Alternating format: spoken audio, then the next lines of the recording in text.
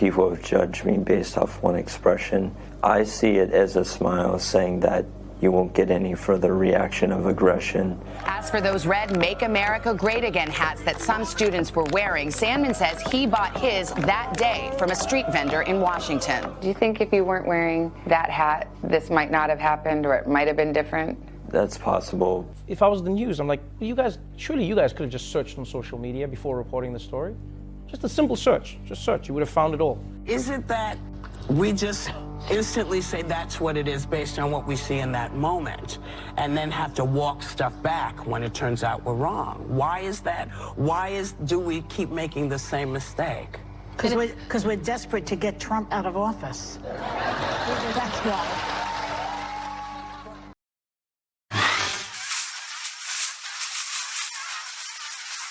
Though Mr. Phillips later claimed he was trying to get to the Lincoln Monument, he bypassed the most direct and unobstructed pathway and went straight to where the Covington boys were standing. Well, I'm not calling you a liar, but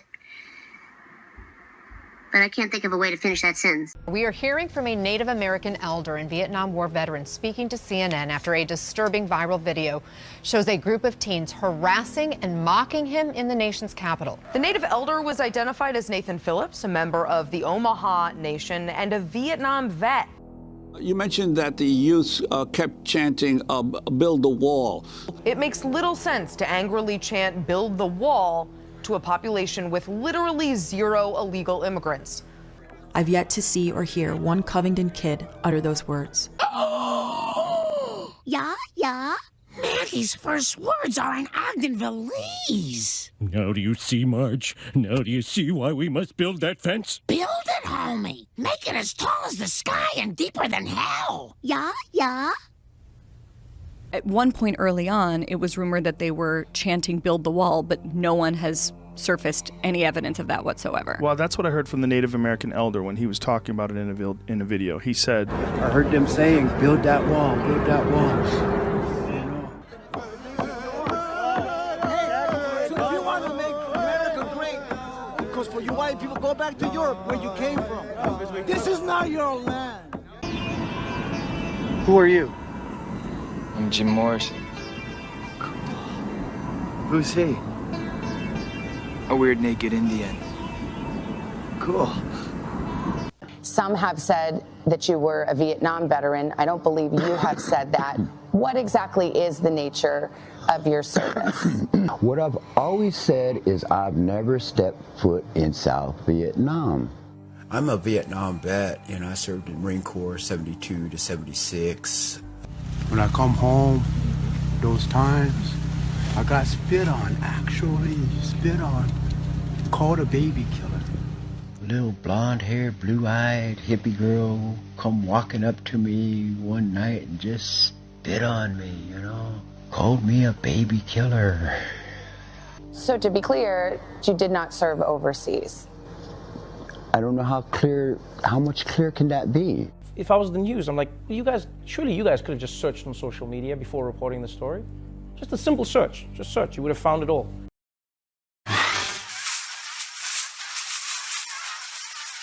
You're going to have to pay me $1 million.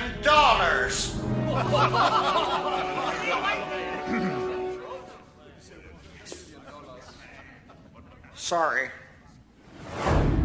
$100 billion.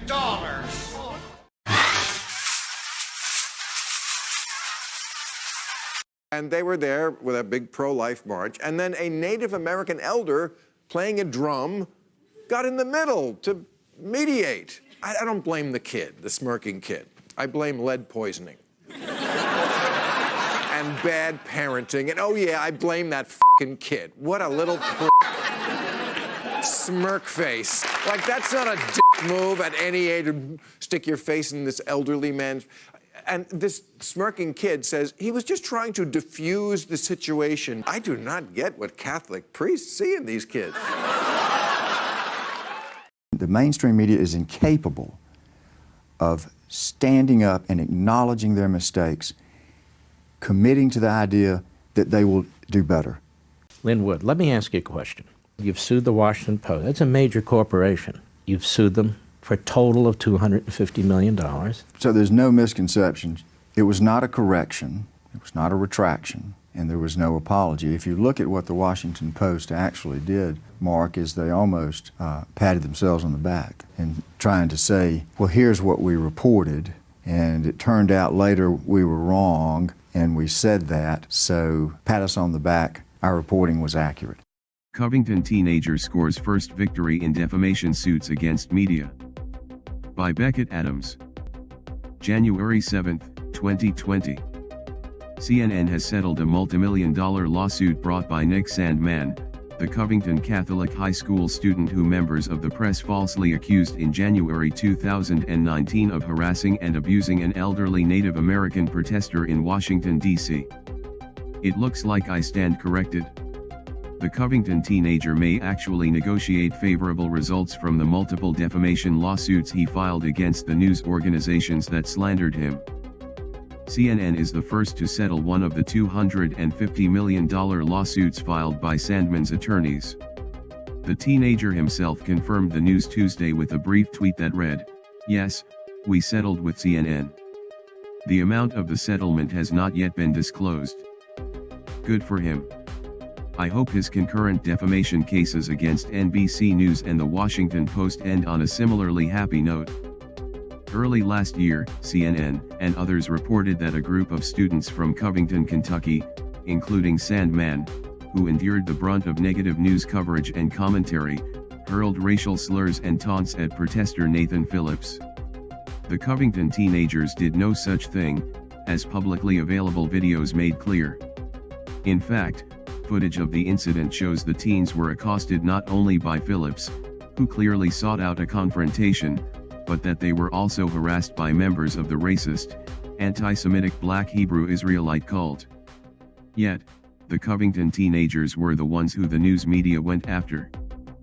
Following the discovery of evidence showing the nation's leading news organizations got the story horribly, irrevocably wrong, Sandmann teamed up with attorneys, including Linwood of Richard Jewell fame, to punch back at the organizations that did not so much as hesitate to accuse him and the other Kentucky teenagers of violent bigotry.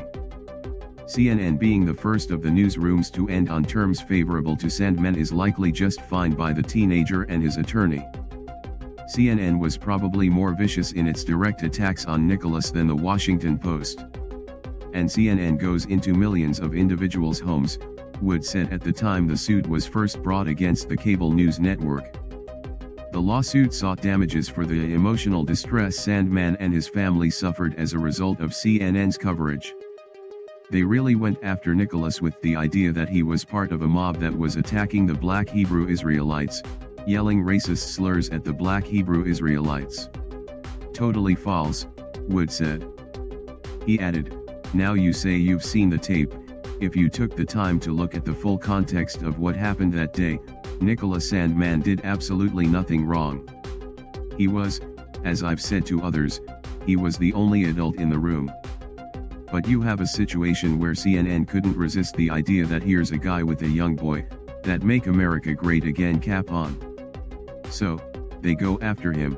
BNL News reported on the 2nd of February, 2019 that the Covington Catholic high school lawyers have sent legal letters to the New York Times, Maggie Haberman, Washington Post, CNN, NPR, Savannah Guthrie, Andrea Mitchell, Joy Reid, Chuck Todd, The Hill, The Atlantic, Kathy Griffin and GQ magazine.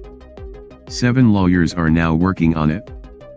Legal letters were also sent to Elizabeth Warren, The Guardian, TMZ, Capitol Hill Publishing Corp., Diocese of Covington, Diocese of Lexington, Archdiocese of Louisville, Diocese of Baltimore, Aaron Burnett, Sarah Seidner, Anna Cabrera, Amanda Watts, Ilhan Omar, Noah Berlatsky, Alicia Field-Stott, Ian Kyung Kim. Those who represent Covington Catholic say more letters will likely be sent in the next few days. Nick Sandmann's lawyers are aware of Bill Maher, Linwood and Todd McMurtry, who are representing Nick Sandmann, the boy most falsely maligned by the media, sent letters to a number of media outlets putting them on notice. They also sent this next tweet about the vile comments made by Bill Maher that were broadcast on HBO.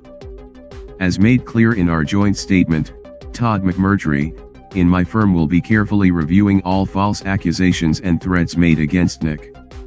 We are well aware of the obscenities uttered by Bill Maher which was broadcasted on HBO.